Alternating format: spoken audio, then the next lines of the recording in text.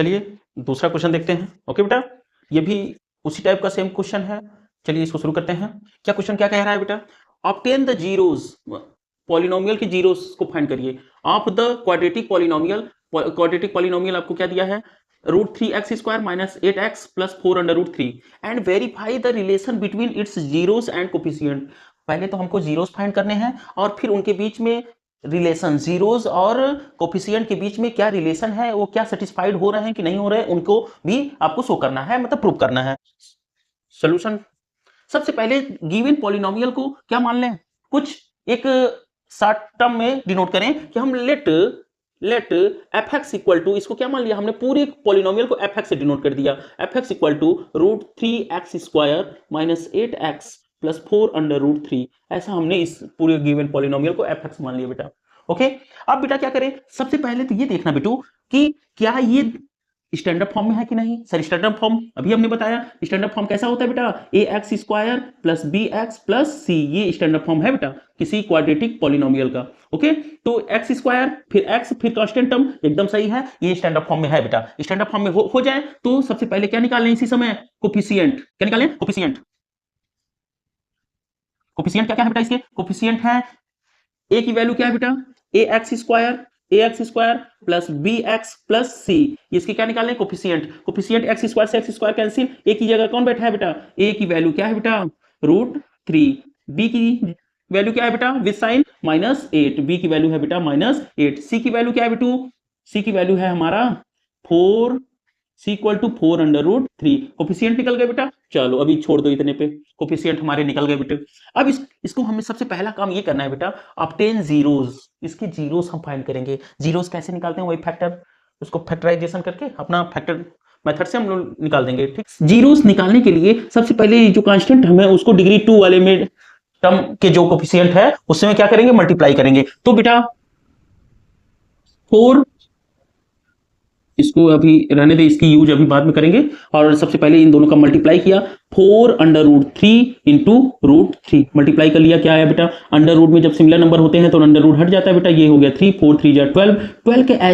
12 को ऐसे दो नंबर में ब्रेक करिए बेटू, 12 को ऐसे दो नंबर में ब्रेक करिए कि आपको क्या करने पे, यहां प्लस साइन है इसलिए प्लस ऐड करने पे आपको क्या मिल जाए? 8 मिल जाए। 12 को सबसे पहले बेटा इन दोनों को प्रोडक्ट करिए, इन दोनों का कांस्टेंट टर्म और डिग्री 2 वाले टर्म का जो कोफिशिएंट है उसको मल्टीप्लाई करिए। क्या आया? 12 आया। 12 को ऐसे नंबर में ब्रेक करिए कि ऐड करने पे, यहां प्लस है तो प्लस करने पे, अब यहां माइनस रहता है माइनस करने पे, ऐड करने पे क्या आ जाए? 8 हो जाए। तो बेटा क्या करेंगे, ऐसा कॉम्बिनेशन कैसे, कौन सा कॉम्बिनेशन बनेगा? तो इसका सबसे पहले फैक्टराइजेशन करिए, 2 6 जा 12, फिर 2 3 जा, फिर 3 1 जा।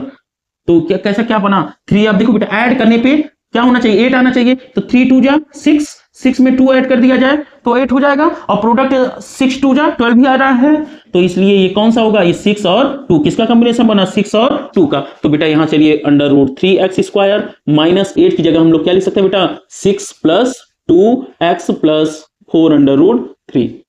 अब बेटा ब्रैकेट को ओपन करो, ब्रैकेट को एक बार इसमें एक बार इसमें, तो हो जाएगा √3x² minus 6x plus minus minus 2x plus 4√3।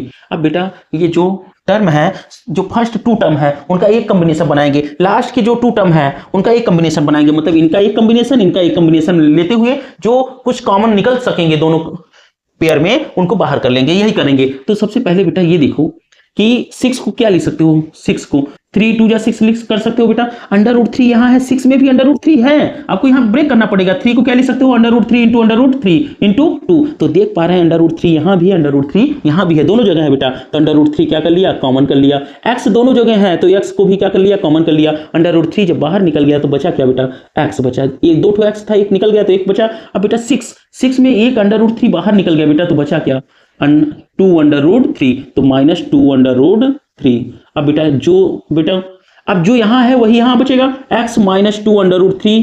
अब बेटा साइन चेंज हुआ है, अभी हमने बताया था जब साइन चेंज हो तो क्या कॉमन? Minus common. और क्या देखो बाहर निकला है? 2 बाहर निकला है, देख रहे हो यहाँ पे 2 नहीं है तो 2 बाहर निकल गया बेटा। अब दोनों में कौन है? x माइनस 2√3 दोनों में है, एक कॉमन ले लिया तो बचा क्या? √3x minus 2। अब बेटा हमें यहां तक कर लिया। अब हमें इसके क्या फाइंड करने हैं? जीरोस फाइंड करने हैं। जीरोस फाइंड करने के लिए fx को किसके इक्वल कर दो? जीरोस को जिसका जीरोस फाइंड करना हो उसको जीरो के इक्वल कर देते हैं। तो इसका जीरोस फाइंड करना है, इसको जीरो के इक्वल कर देते हैं बेटा। तो let f x equal to zero, f x equal to zero, तो बेटा तभी जीरोस फाइंड होगा। तो एफ एक्स की वैल्यू ये आई है बेटा, एफ एक्स की वैल्यू आई है, तो एफ एक्स की जगह क्या लिख सकते हैं, x minus two under root three, और एक जगह क्या यार, under root three x minus two equal to क्या, जीरो। इसको क्या है, एफ एक्स को जीरो के इक्वल कर देते हैं बेटा। एक बार इसको जीरो करेंगे, एक बार इसको जीरो करेंगे। If x minus two under root three equal to zero, तो एक्स इक्वल टू क्या हो जाएगा, टू अंडर रूट थ्री, एक वैल्यू आ गई। और if under root three x minus two equal to zero, तो अंडर रूट थ्री एक्स यही रहने दे बेटा, नंबर के साइड ये टू हो जाएगा, एक्स इक्वल टू क्या हो जाएगा, two upon under root three. क्या ऐसे छोड़ना सही है, नहीं, इसका क्या करते हैं, रैशनलाइज कर दें बेटा। तो अंडर रूट थ्री ऊपर और यहां भी अंडर रूट थ्री, तो हो जाएगा बेटा, क्या हो जाएगा, two under root three and under root का मल्टीप्लाई होगा, सिमिलर नंबर है तो क्या हो जाएगा, थ्री हो जाएगा। तो हमें क्या हो गया बेटा, हमें पता चल गया। सो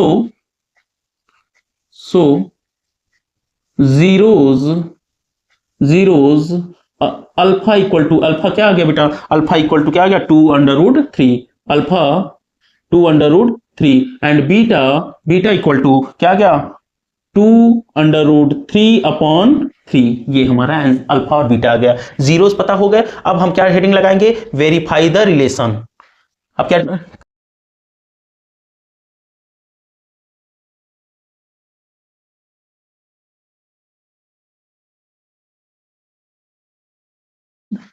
जीरोस का हम पहले सम निकालेंगे।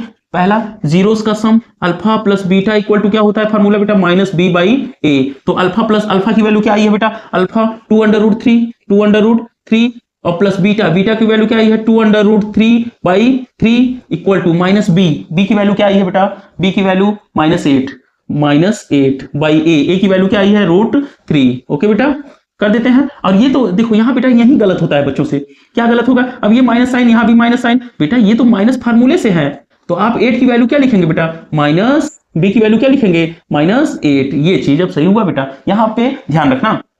अब इनको थोड़ा सा सॉल्व करेंगे। 3 1 का एलसीएम 3, 1 3 जा 3, 3 टाइम्स 3 का ऊपर 3 2 जा 6 रूट 3। अब बेटा प्लस 3 1 जा 3, 1 टाइम्स 2 1 जा 2 root 3 equal to minus minus plus 8 upon root 3। अब बेटा 6 to 8 under root 3 upon 3 equal to, इनका क्या कर दें, रैशनलाइज कर दें बेटा, अंडर रूट 3 ऊपर अंडर रूट 3 नीचे, तो ये हो जाएगा 8 अंडर रूट 3 बाई 3। क्या दोनों इक्वल आ गए, बिल्कुल हाँ सर इक्वल आ गए। तो ये दोनों हमारा ये हमने वेरीफाई कर लिया।